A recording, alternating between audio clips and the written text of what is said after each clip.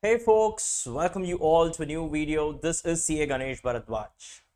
So in this video, I am going to share with you guys the strategy that you can follow the day before your paper 6 FM and SM exam of your CA intermediate, which is the last paper, right? So in this video, we are going to talk about the strategy that you can follow for paper 6A FM component, which is for 50 marks. Clear with this, guys, right?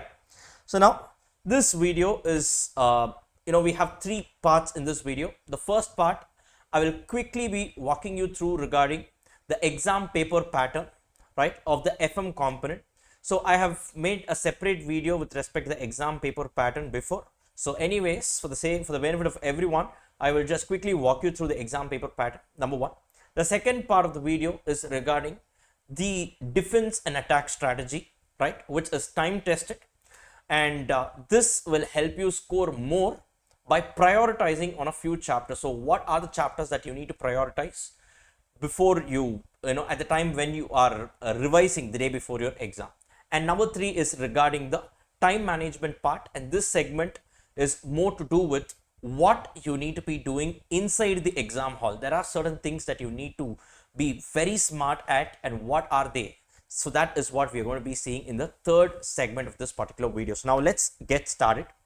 Now first, guys, as you all know, paper 6 is financial management and strategic management. So paper 6A, the part A of this paper 6 is for your financial management component, right? So now it carries a weightage of 50 marks. However, the FM component gets printed for 62 marks. Now this FM component itself has two parts in it. Part 1 is your case study based MCQ, which carries a weightage of 15 marks, and part 2 is your descriptive questions, wherein you need to take your pen out and solve the questions. And of course, there are also some theory component here. So yes, limited theory is there. So that carries a weightage of 35 marks. Now this part 1, which is case study based MCQs, basically you will be finding four questions, four broad questions. In that, question number 1 is called as a case study, comprehensive case study based MCQ, wherein they will give you one big passage, kind of a big question, a case study will be given. From that common data, 5 MCQs will be given, each carrying 2 marks. Are you clear with this? The first question carries a weightage of 10 marks, right? Now question number 2, 3 and 4 are single case study MCQs. They are independent MCQs. So from a data, one MCQ will be asked. From another data, another MCQ will be asked. And from the fourth question also, there is another independent MCQ. But remember, this question number 4 carries only 1 mark. It's a 1 mark MCQ, and all the other MCQs are for 2 marks each. So basically, your MCQ component is for 15 marks, right? Out of which there is 1 MCQ for 1 mark, and you will be having 7 MCQs for 2 marks each. 7 breakup is, in question number 1, there are 5 interconnected MCQs coming from a single case study, and you have 2 independent 2 mark MCQs and 1 independent 1 mark MCQ. Clear for this, guys?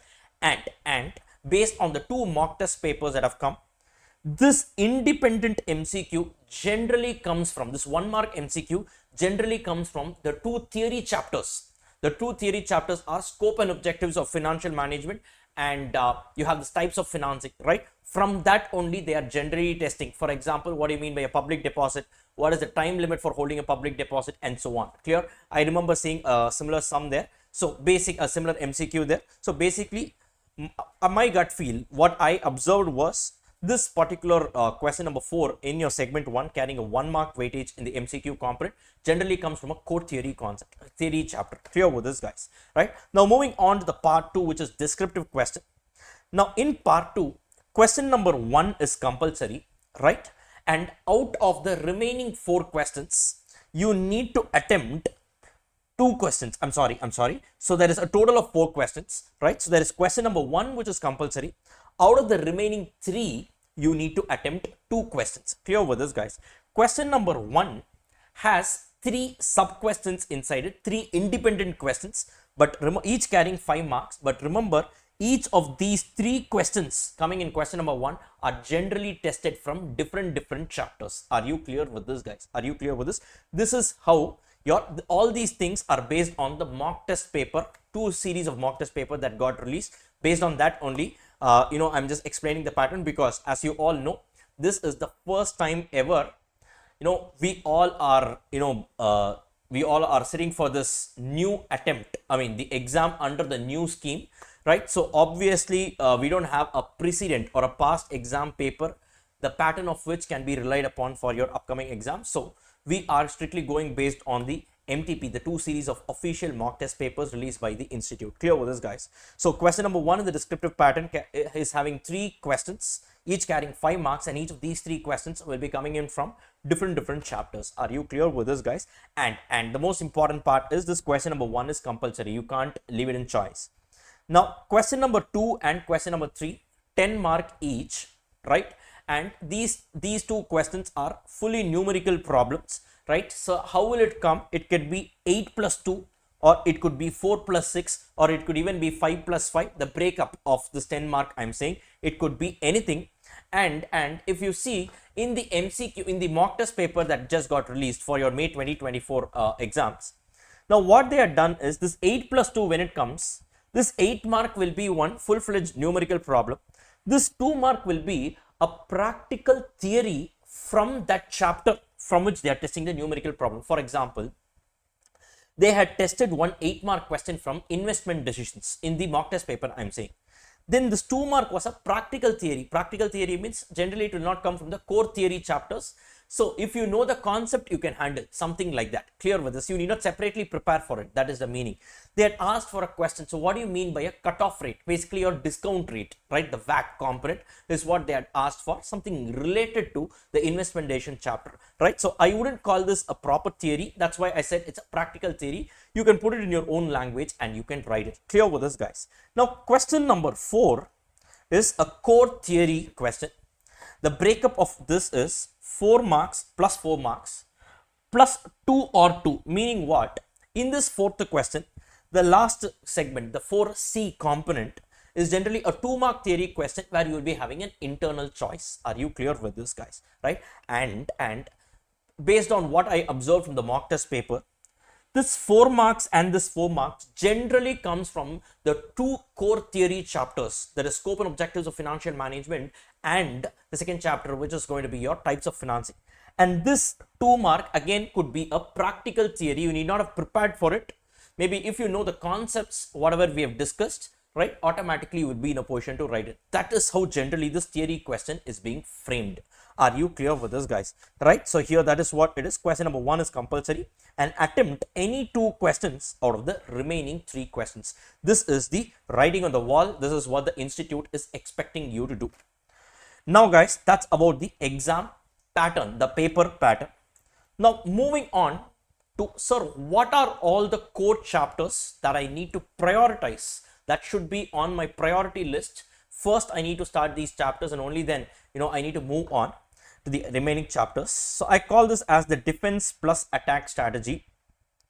Now guys, if you see, obviously it goes without saying, you should have a core understanding of this chapter called as time value of money, because I've told you many times, time value of money is a chapter. This chapter is like oxygen. You can't see it, but its presence is felt throughout the subject. So you can't prepare for it as a separate chapter. But yes, without knowing this chapter, you can't even enter into the subject of financial management. Now, this chapter is not a chapter as per the institute study material, right? And institute assumes that you know this chapter because of a simple reason that it is already being there in your CA foundation syllabus. But anyways, a quick spend half an hour, just quickly go through whatever we have seen in terms of the logics behind your future value, present value, and all of that. Now, once you are, strengthening with that, automatically it will help you to move on to the core chapters. The core chapters for your financial management component. Guys, once again, I'm saying I'm just talking about paper 6A, financial management, because now you also need to spend this one day before your exam. You just don't have the financial management component. You also have the strategic management component. So for that also, you need to plan your time. Keeping that in mind only, I am coming up with this strategy the day before your exam. Now, these 4 chapters are a must. Never miss this. Your cost of capital, leverages, capital structure theories, and investment decisions. These four are core chapters for sure. You should never miss this. Finish every single concept in this. Now guys, this is where your library of adjustments will come into picture. It is going to be your life savior if you have attended the regular batch, right? At the end of every question, I would have asked you to write down the library of adjustments. Trust me, this will help you cover this entire thing in a span of just 4 hours, 1 hour per chapter. Let us keep on an average. It will not be exactly 1 hour because investment decisions is slightly a bigger area, while leverages is slightly a smaller area. It gets offset. 4 hours, these 4 core chapters, you're done with it. You're done with it. Are you clear with this, guys? Right? Now, if you do this along with, now here comes the interesting part. Now, I actually released a video 2 months back regarding your preparation strategy, 2 months before your exam and all. Now, I didn't mention it back then. Right now, between then and now, all this MCQ, I mean your mock test paper series have been released. Now, I'm telling you, this I didn't even say in costing, but in FM, I'm telling you, please prepare the 2 theory chapters. Trust me, guys, it's very easy to prepare for these 2 theory chapters. Your scope and objectives of financial management and types of financing. Clear with this? Sir, should I read line by line with the study material? No. What you can do is, I have anyways given you guys a practice manual, right? You can just download that. There, what have I done? I have readily given it to you in a question and answer format. These are based on the past exam and RTP questions. Just go through it once. In my opinion, these 2 chapters put together will not take about 1.5 hours maximum.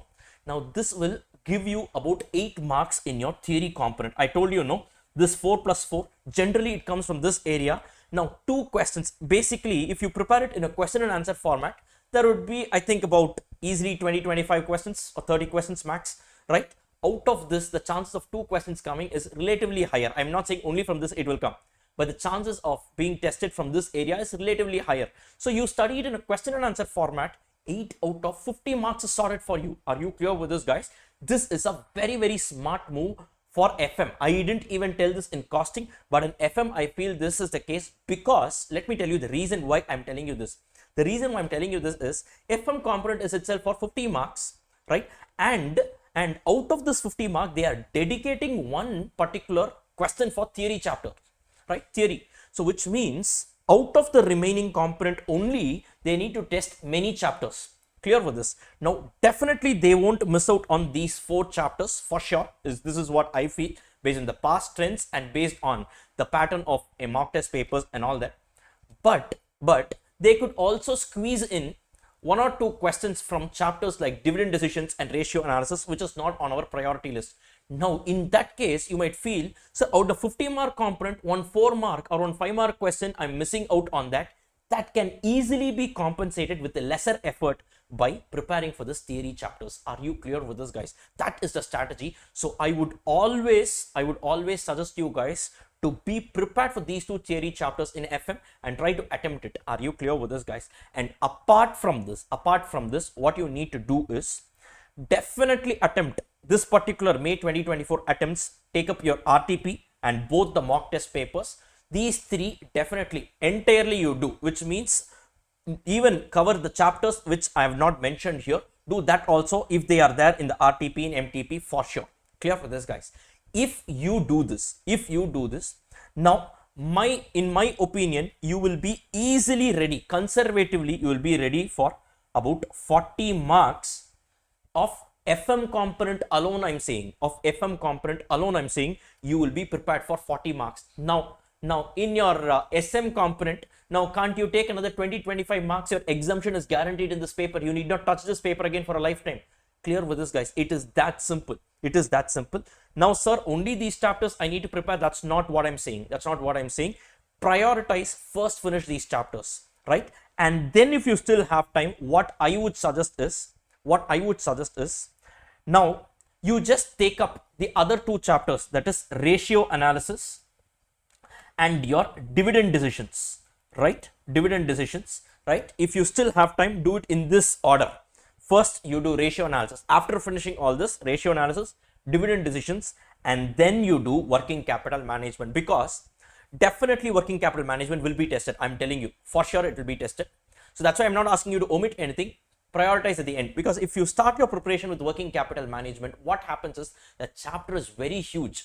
Now for putting that much amount of efforts, you getting tested a single question, the effort is not worth the weightage. That is what I am saying. So first you prioritize on those chapter where you can spend lesser time and get more marks, right? And then move on to those chapters which takes slightly a more time. Are you clear with this, guys? Even in this working capital management chapter, it has multiple units. Try to cover first, you finish that introduction unit. Introduction unit is not theory. Basically what I meant by this is that working capital cycle is there, no, right? Definitely try to cover it. If you are entering into working capital management, if you have the time, please first definitely complete this working capital cycle. If you have the extra time and you are entering into this chapter, don't go into the others. First you do the working capital cycle and then you move on to the others. Clear with this, guys? If you do it this way, now trust me guys, trust me, what happens is out of just 50 marks of your FM component, 40 marks is sorted in this area itself. Apart from that, if you have the time, you can prepare for this. Now overall doing all these core areas, I'm just saying whatever is there in the box, right? It shouldn't take you more than 6 to 7 hours max. 6 to 7 hours max. Are you clear with this? Now whatever is the remaining time, you go do your SM component, and if you still have time, then you cover these 3 areas. Are you clear with this? This way if you do, now guys, what happens here is, I call this as a defense and attack strategy, because scoring a rank or scoring really high marks in CA exams are challenging. They are difficult. I'm telling you, yes, it is right. But I'm telling you, it is also difficult to fail in CA exams. Or in other words, passing in CA exams is relatively easier. The problem is not with the syllabus, it is with our approach to the syllabus. Right now, I'm telling you, just covered this, you are sorted for about 35 to 40 marks just in the FM component. Right? Now, there is one more 50 marks component, which is part B, which is going to be your strategic management component. Can't you score some 20-25 marks there? Now, what happens here is, now don't think that, no, sir, how do I score 80 or how do I score 70 or how do I get an exemption? First, plan for the first 40 marks. How am I going to get there? Now, once this 40 marks are over, now you know that yes, you are sorted. Yes, now whatever you do, plan for the next 20 marks. Now, once you get 20 marks, exemption is guaranteed. You need not touch this paper again for a lifetime. And now whatever you score from now on is going to be a bonus for you. Now, guys, this is what even top cricketers. I draw the analogy of cricket because I follow cricket a lot. So what you do is, just imagine Sachin Tendulkar is actually, he's batting and his score is about 90 or 95. Now he's about to score a century. He will not take the risk of, hitting a boundary and all that. He will try to defend his wicket. He will try to score singles or doubles. Make sure that he crosses that 100 mark. The moment he scores a century, now he has got what he has achieved, right? Now, tremendous confidence will be generated, and automatically now he'll swing his bat for a 6 or a 4. Right? Because even now if he gets out, it's not a problem because he's got what he wanted. Similar is the strategy that you need to follow in your exams. The first 40 marks, don't just immediately jump to 60 or 80. How do I score? No, you will get there. Don't worry. First, think about the first 40 marks. The moment you finish 40 marks, now to some level you get the peace of mind. Anyways, I will not fail. Now focus on the next 20 marks. The moment you cross that also, now brilliant confidence, extreme level of confidence will be generated. Now you feel that yes, I need not touch this paper again for a lifetime. Now whatever I get is a bonus for me. You will start writing, and trust me, overall it will contribute to somewhere around 70s and 80s for sure. Guys, this is the way to crack exams, especially professional exams. It will definitely help you. It is time tested. Personally, it has helped me as well in my intermediate and in my final, and it has also helped many students who have followed the strategy. Clear with this, guys, right? So that is about your defense plus attack strategy. Now moving on to the last segment of this particular video, which is the time management. Now you guys know that the first 15 minutes, 1:45 to 2 is your reading time, and 2 to 5 is your the time to execute, that is the time to write, including your MCQ as well as the descriptive portion, right? So now you have 3 hours for both FM as well as for SM. So 3 hours is 180 minutes. Now let's reduce 10 minutes from this, because they will ask you to sign your, the hall ticket and all these things, the barcode, you need to stick all these things and all, because of the procedures that institute has. So let's reduce time minutes, because 10 minutes, because this 10 minutes will be taken away. I'm just taking 10 minutes as a very maximum time limit that I'm saying. That includes your concentration lapse and all that. So 10 minutes buffer I'm just keeping, because this generally they ask you for the signing and all that during your writing time only. So you are left with 170 minutes. In this 170 minutes, you need to attempt for a maximum of 100 marks, right? Which means per mark you are having how many minutes? 1.7 minutes. Always have this in your mind, which means for a 2-mark question you can take 3.4 minutes, for a 4-mark question you can take 6.8 minutes, or for a 10-mark question you can take how much? 17 minutes in total. Are you clear with this? Just have this in your mind. Just have this in your mind.